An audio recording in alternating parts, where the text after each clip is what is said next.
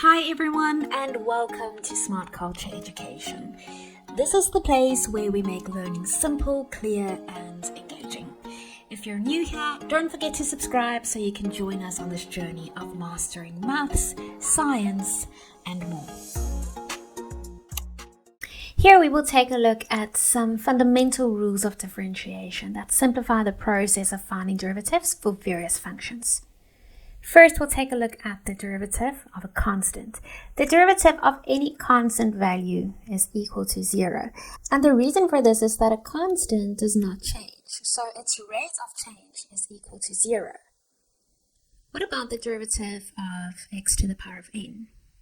For a power function, x to the power of n, where n is a constant, the derivative is equal to n times x to the power of n minus 1.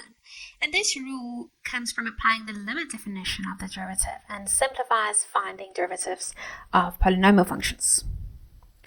Let's take a look at the next one. Here, we will take a look at the derivative of a constant multiplied by a function.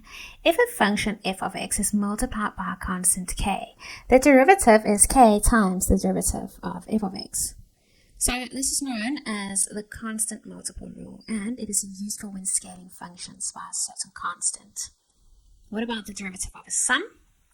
The derivative of the sum of two functions is the sum of their derivatives. Similar to the rule for sums, the derivative of the difference between two functions is the difference of their derivatives.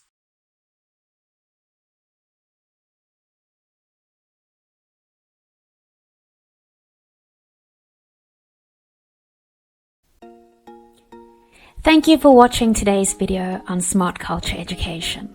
If you found it helpful, don't forget to hit the like button and subscribe to the channel. And if you want to stay updated, tap the notification bell so you never miss our next lesson. See you in the next video.